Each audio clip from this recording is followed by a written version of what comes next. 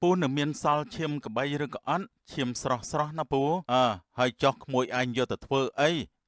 បានជា100ឈាមទាំងល្ងាចហ្នឹងគឺខ្ញុំយកទៅសែនអ្នកតាស្វាយធំហ្នឹងណាពូព្រោះព្រឹកមិញខ្ញុំទៅបន់ជាមួយប្រពន្ធខ្ញុំសុំកូនដូចមិនដែលលឺអ្នកណាថាយកឈាមស្រស់ទៅថ្វាយអ្នកតាស្វាយធំសោះសង្ស័យតែអ្នកតាទៅមកកាន់តំណែងថ្មីទេមើលទៅនោះចុះអ្នកតាចង់ឲ្យកូនចៅនេះថ្វាយអ្វីដែរអញចង់ស៊ីកបីរស់4ក្បាលមន់ឆ្កាង4និងចុងក្រោយនោះគឺកូនមនុស្សនៅក្នុងពោះមនុស្សរស់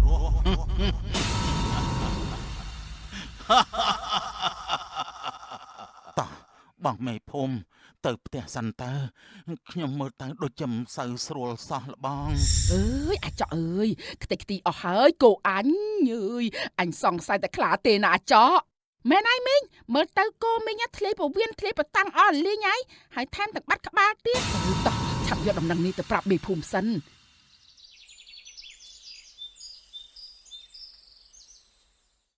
ពេលយប់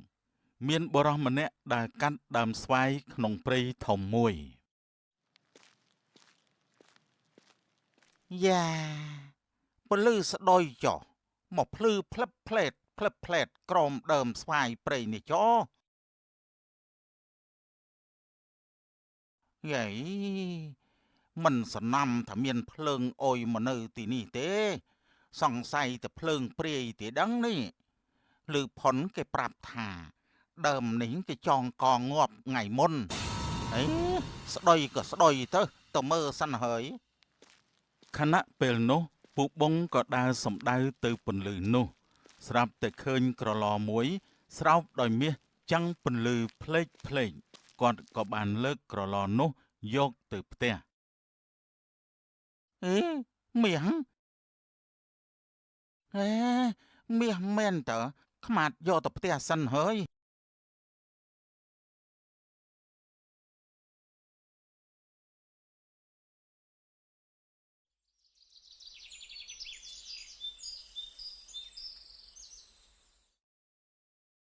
ហើយគេស្លាប់ដោយសារអីទៅណោះសុកក៏ស្លាប់ដោយមិនដឹងមូលហេតុមែនតើនេះសុកក៏ស្លាប់ដោយមិនដឹងហេតុផលហើយមើលសភាពសពនោះចុះអាក្រក់មើលណាស់អ្នកអើយមែនហើយអ្នកមើលទៅធ្លាយពវៀនដូចមានសត្វសាហាវចូលមកចាប់ហែកស៊ីអញ្ចឹងដូចមិនអាចទេអ្នកបើសត្វសាហាវមែនមិនមានអីក្រៅពីខ្លាឬក៏តោទេបើសិនជាខ្លាឬក៏តោច្បាស់ជាឃើញដានជើងវាមិនខានមែនហើយលោកបង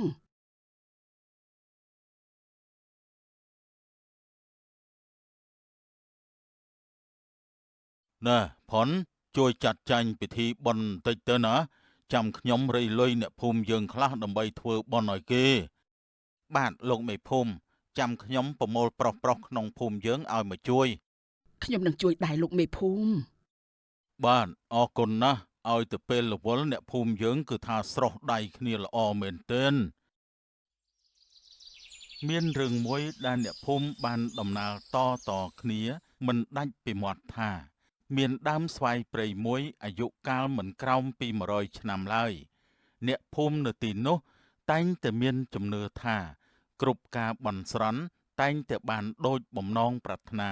គ្រប់គ្នាទើបទាំងអស់គ្នាបានសាងសង់ខ្ទមអ្នកតានៅក្រោមដើមស្វាយនោះ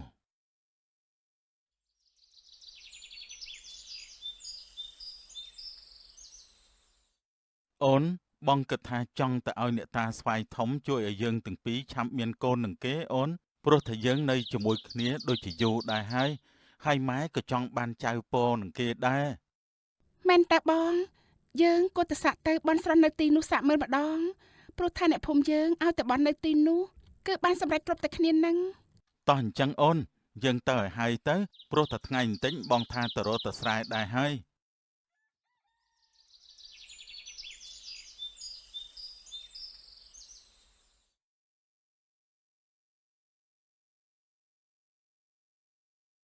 មកដាក់អីវ៉ាន់ចុះមកអូនហើយអូនជួយបោះសម្អាតស្លឹកស្វាយនេះបន្តិចទៅបងរៀបចេកដាក់ក្នុងចានសិនណា